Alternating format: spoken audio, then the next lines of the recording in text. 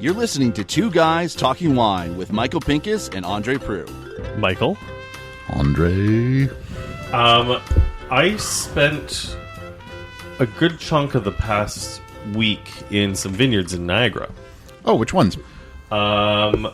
One where I'm planning on buying Pinot Noir from, and one where I'm buying Cabernet Sauvignon from. I'm going to keep those a little bit secret, but it's as he says on a podcast, it's kind of interesting to see like where we're at this year. We're behind, are we not? 10 days behind. Yeah, we are quite a bit. Which is, I'm not going to lie, as someone who committed to buying Cabernet Sauvignon this year, and just for everyone on the podcast, my opinion on Cabernet Sauvignon has not changed, but I can say that because of a couple of listeners to the podcast, I'm putting my money where my mouth is to be like, okay, I'm going to take a shot at this. I've got a very talented winemaking team with ADX between Adam calling the shots and Vadim helping us out. And it's, we'll see what happens this year. You really, in typical Ontario fashion, you're going to have to hope for one hell of a fall.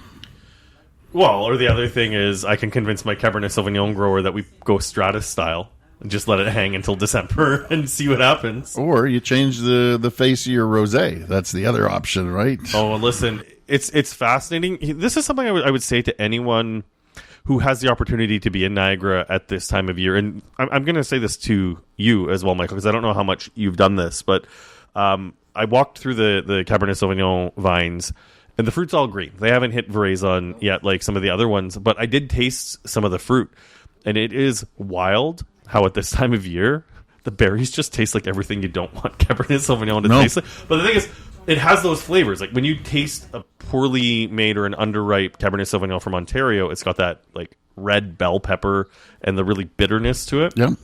You really taste that in the fruit right now. Yeah, it's and I don't know if I think I may have texted you. I said I've walked through a few vineyards, and those grapes comparatively are fat.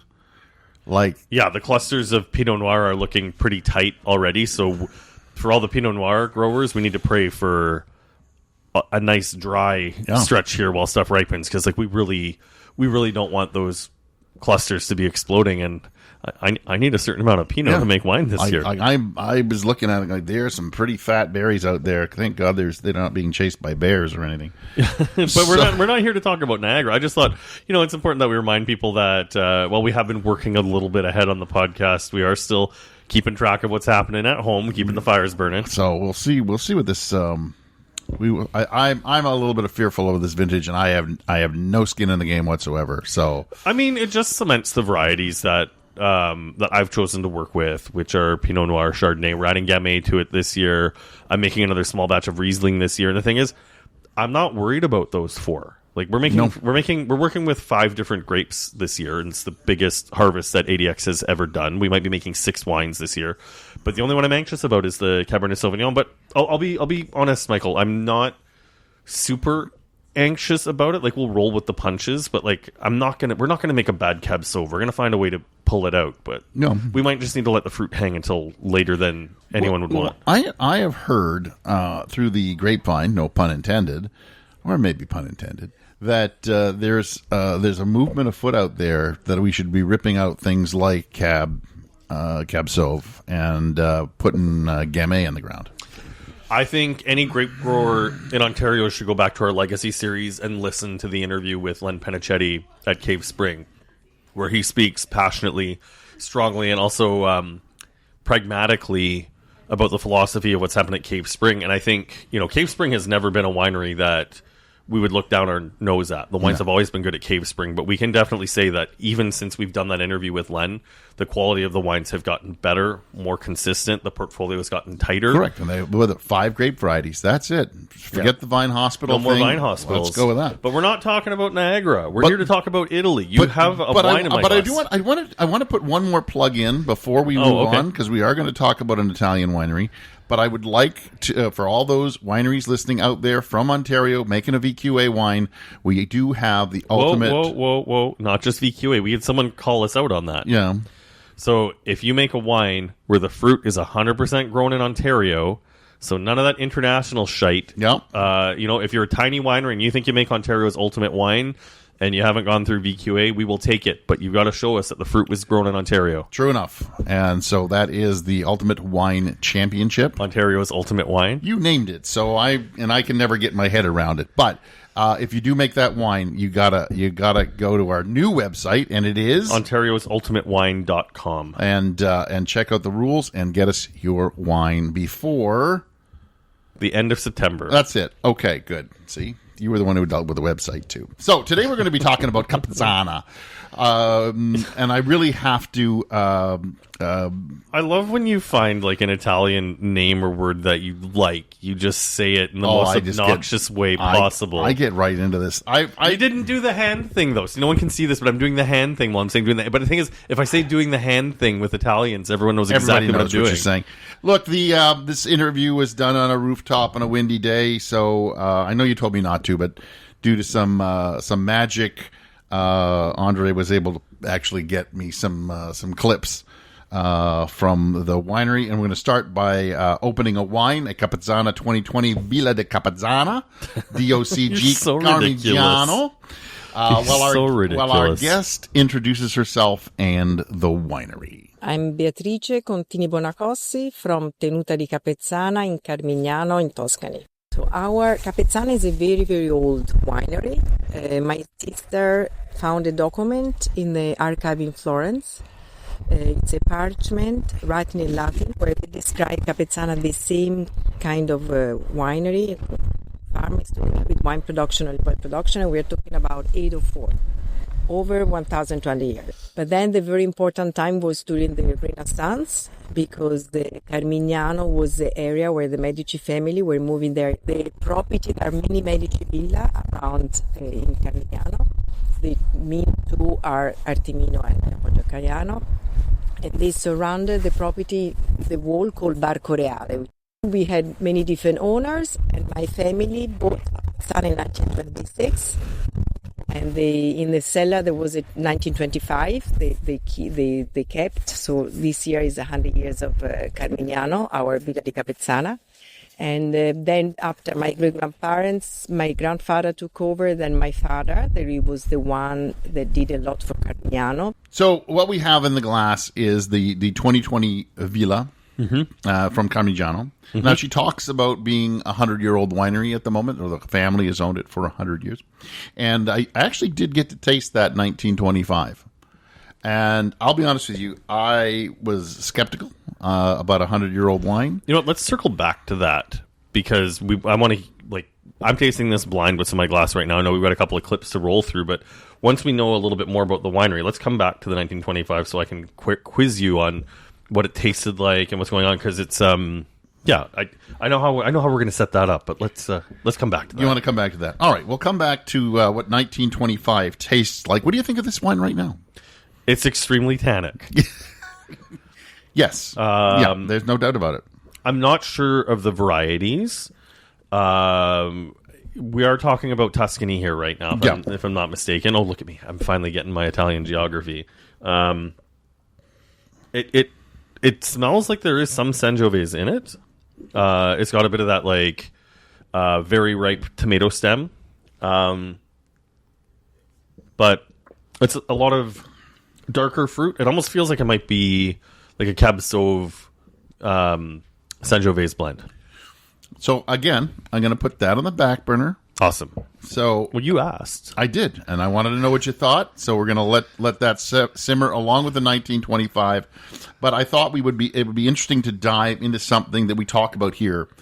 Yes, one of the big problems in Ontario. Correct, succession plans of wineries, and in Italy, it seems to be baked into the winery. Today, I represent the fourth generation together with my sister Benedetta. She's a winemaker, and my brother Filippo, in charge of some of the market. And now we have the fifth generation. So our new CEO is Ettore, it's Elena, that she's in charge of the hospitality, and her brother Gaddo is in charge of the vineyards. So she's just talking about how her family is all involved with this. It's the next generation has taken over what is to be the next generation of the winery, which I I think we have a problem here in Ontario. And Yeah, I mean, it's huge. Like, it's a big one. Well, I guess it's sort of tough. Like, it once again comes down to sort of where we stumbled out of the blocks. Like, Enniskillen is one of those wineries. Like, that was our founding winery. You take a look at Oregon, which I've cited before, the Irie Vineyards, and you have Jason Lett, who has taken over from his father, David. I know that Don Zeraldo and Carl Kaiser both had children that could have taken over Enniskillen, but instead that ended up with corporate ownership. Correct.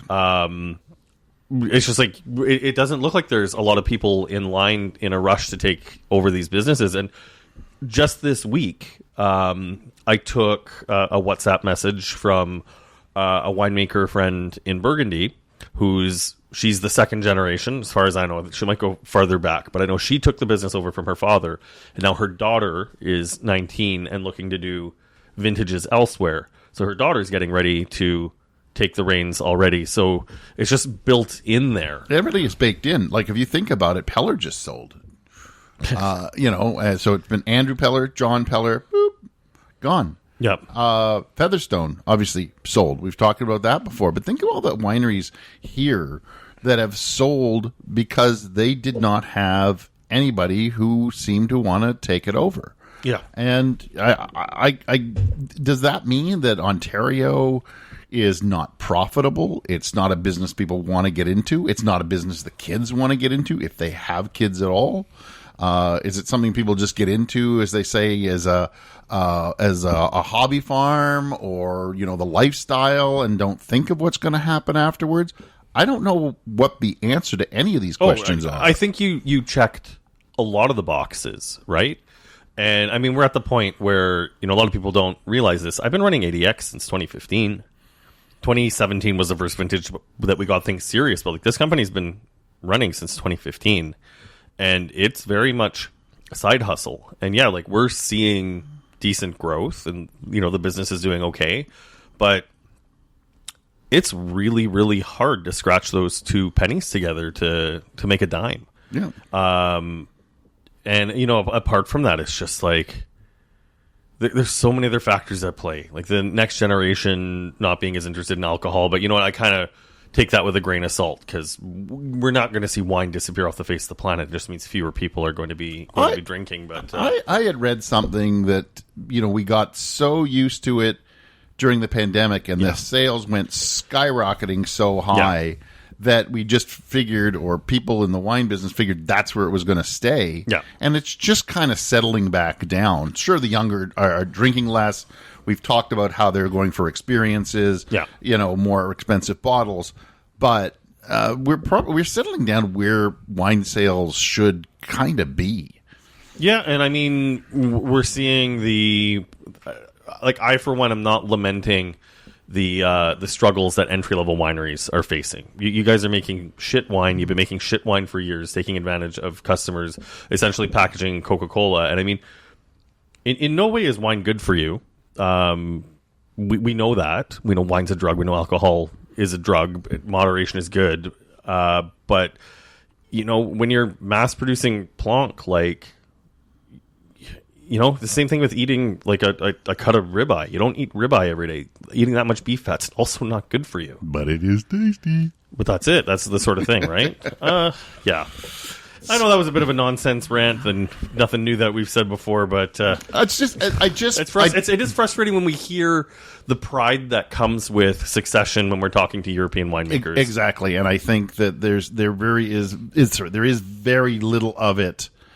In Ontario, you don't talk to many people who say, "Oh, I can't wait for my son, my daughter, my cousin, my 5 rows." We got 5 rows. We got 5 rows, but where's Wes going to go with it? Right? You don't? Does he have? Yes, he has kids? children, and the kids are going to take it over. Has he said that? They're young. They're very, very young. You can't tell a 10-year-old they're taking over the business. Well, in Europe you can. Okay, so there's a cultural element at play here. There is definitely a cultural element. So, all right, Andre. So we're going to get into what you're drinking. So I'm going to let Beatrice tell us and relate how this blend has changed over the years and what it is now. So but again, what do you still think it is? You think it's Sangiovese and maybe Cab Sauv, possibly Syrah? Okay, here we go. So Carmignano It's always been with a blend of Sangiovese and Cabernet. Cabernet Sauvignon is more recent. I would say that there is a little bit more Cabernet to compare to the beginning. The beginning was like around from 6 to 10%. Now we are up to 20%, which is a maximum of a Cabernet Amat. And since '98, since my sister took over the winemaking, we started to introduce Tonneau years old, and the Tonneau are 350. Still is the Villa di Capezzana is a selection of our older vineyards, the best vineyards. I love that. Well, there's two things. First off, touchdown, Andre. Good for Andre. So nailed it right off the top. So it's primarily Sangiovese, and over the years they've just added a little more cab, which is where I think we're getting that that really heavy tannin. From. Yeah, well, it's sharp and pointed too. Like, and there's a lot of it. It's good. Like it rounds it out. I mean, it's the same sort of idea as when you have a little bit of Gamay with your Pinot. Just kind of rounds it out. building a little bit more roundness. But it's also fascinating how she talked about the barrels. Yeah. It was muffled in the wind, but I'm guessing they went from 225s or 230s to larger barrels, to 350s, yeah. and that's a continuing trend that we're seeing everywhere. Right? And this is this is also historically a place that grows Cabernet Sauvignon. This is the historical blend for Carmignano, and I'm going to let Beatrice tell you why they believe Cabernet Sauvignon does so well there. I love Cabernet Sauvignon. I personally think that I love also Sangiovese. That's why we decided to make a Ugo Contini Bonacossi 100% Sangiovese. But I think it's part of the tradition, and the Carmignano. I can say that when I, travel around, I'm doing mostly the traveling around the world. Is a nice approach for people to Sangiovese, because some people find Sangiovese too as acid, because it has a nice high acidity, which we love, but not everybody can appreciate. So I think the Cabernet mellowed down a little bit this acidity. So I love this blend. I think it's a really, really nice blend that can age perfectly well. So this almost reminds me, if everybody heard her correctly, it's like Cabernet Sauvignon is a gateway to Sangiovese. This reminds me of when I was in Lisbon, in Portugal, and they were talking about putting Syrah into their indigenous grapes. And they said it's because people recognize Syrah, and they'll go, oh, I recognize Syrah, so I can drink that wine, because they don't know Tinto Ruiz, they don't know Touriga Nacional, but they definitely know Syrah. And so it becomes approachable and recognizable to foreign markets. I don't know what your thoughts are on that. My thoughts were I was almost upset by it, hearing that when I had the first time, but I'm going to let you. No, I love that you cited Portugal on that, because on my last trip, and we've mentioned this before, I don't know if we've done it on the microphone. There's almost a movement in Portugal to reclaim the indigenous varieties, where maybe there's a Cold War. It would merit a little bit more research. I did buy a bottle of Portuguese Syrah while I was there, and it was fine. Like, it was good. It was very good. I bought a bottle that was recommended at a caviste, and I think I paid about 25 euros. So not cheap, but like not like, oh my God, top shelf. But like, it should have been a memorable wine. It wasn't. The wines that I found much more memorable were the reds from Vino Verde that we talked about in the Aveleda podcast.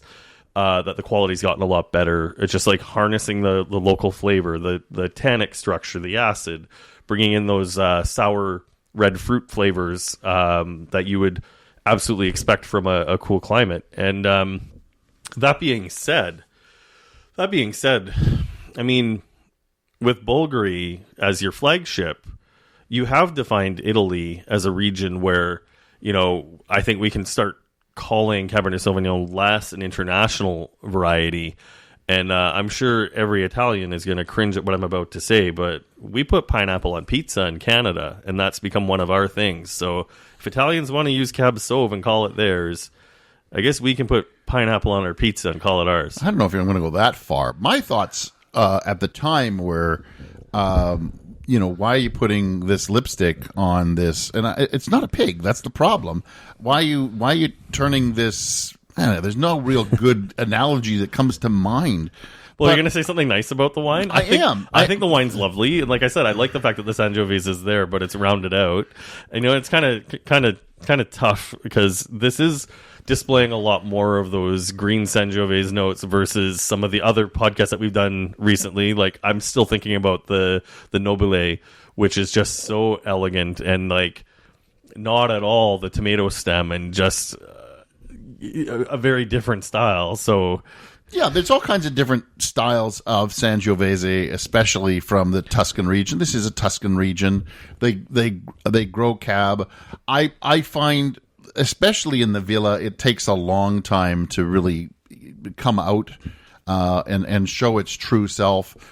I find this wine to be very rustic. It's a 2020. Like it's 6 years. It's 6 years old and it's still rustic as hell. It still needs a lot of time, and I have tried 20-year-old versions of this wine, and it again takes a long time to really come into its own. That's still something that I find frustrating about Italian wines, and I guess just certain wines in general, where it's like, I'm turning 43 this week.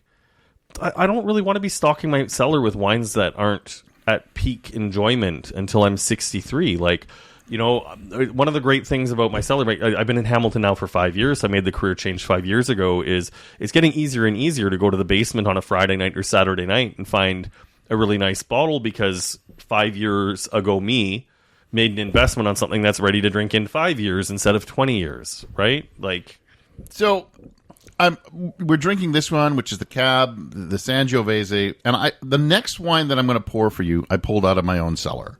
I thought it might be try to wine that they first produced in 1979, but then a twist happened. In 1998, they discovered a grape also grew well in their vineyards, and they wanted to make a single varietal wine from this varietal, but then the plans changed, as it always does in the winemaking business. You go, did it really work as a single varietal? But instead, they ended up putting it in this pre-existing wine, and Beatrice tells us why. When we planted the vineyard of Syrah, we were thinking to make 100% Syrah. Actually did in 2004 to celebrate 1,020 years of Carmignano. We made a 804, called 804. It was 100% Syrah. But then we made the blend. We tried the Ghiaie with the Syrah and without the Syrah, like a blind tasting, and everybody was going for the Syrah. So the Syrah, has this black pepper, this spiciness, which is really intriguing. So since '98, we have Syrah. Wow. So, sorry, my wow is not to the clip. It's to this wine. This is Gaia della Furba. It's a blend of Cabernet Sauvignon, Merlot, and Syrah. IGT, because the Syrah in there. It was first created in 1979, and then they added the Syrah in 1998, and it created this absolutely lovely wine. And year in, year out, this becomes one of my favorite wines that I get to try at the Capezzana tasting. It's, I think, 18 months of aging in oak. It's the 2021. It's, I think, a really good example of what that region in Tuscany can do. And sadly, it is an IGT. Well, I mean, but that doesn't matter to the consumer if it's an IGT. The fruit's all from their vineyard, right? Yes, it is. Yeah. So, like, I'm less fussed about the DOCG and the DOC if they've worked the fruit. The other cool thing about this wine is it's not FU expensive. You can pick up a bottle of the 2020 vintage of this for $66 at the SAQ. Okay. Yeah. That's perfectly reasonable for a wine that you want to put in the cellar. So this is obviously a cellar-worthy wine. You can taste that, but it's also a wine that you can open up, let it sit in the glass. I'm not, as you know, I'm not huge into decanting, but you could definitely throw this, roughly into a decanter and get some pure pleasure out of it right now. Whereas I think the Villa di Capezzana,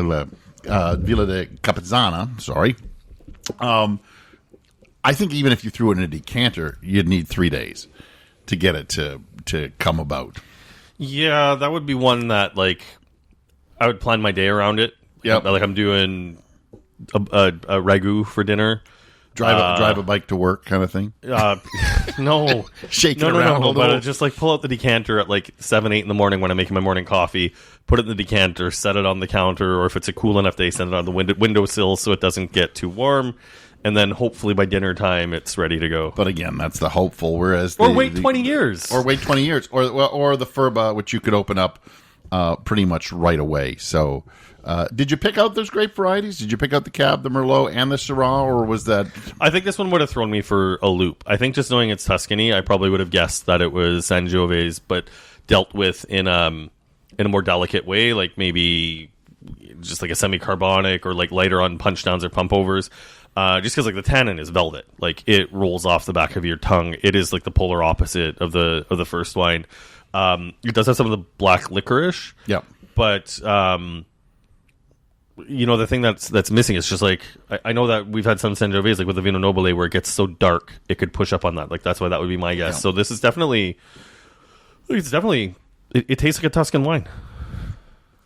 As I said, I like this every single year that I get to taste it. So I thought, knowing what the Villa is like, I thought I would pull out something that thank you for that would be a little bit easier on the palate. No, thank you for that. That's awesome. So I know that we occasionally touched on sweet wine. We actually opened one of the podcasts in the last couple of months with a port before we even dove into the whites and the reds that we tried that day. And a lot of people forget when we talk about sweet wine, Vin Santo, which is the Italian sweet wine. What is Vin Santo and where can I get one? Well, it's the after dinner stuff, right? And to truth, a really good Vin Santo defies logic. Sure, the best are sweet, but not as sweet as ice wine. Yeah. Sadly, I don't have any to show you. Yeah, okay, that's typical so Michael. we have to imagine what Vin Santo's like. And I suggest that, the next one that comes to market, maybe we can grab it, give it a taste. Yeah, I'll happily split that with you. We'll talk to me, but before we throw to the clip, because I have a feeling the clip doesn't cover this, but like, just give me kind of a quick overview. What's the flavor profile? How sweet is it? What grapes are it made with? But, so that's the interesting part of Vin Santo. It's sweet, but it's dry. It's got great acidity. It's got fig, but it's never it's never over the top. It's not, as I said, it's not like ice wine, which the first thing you get on your tongue is sweet. Yeah. Here, there's almost like a sweet start and a dry finish, but you know that it's sweet.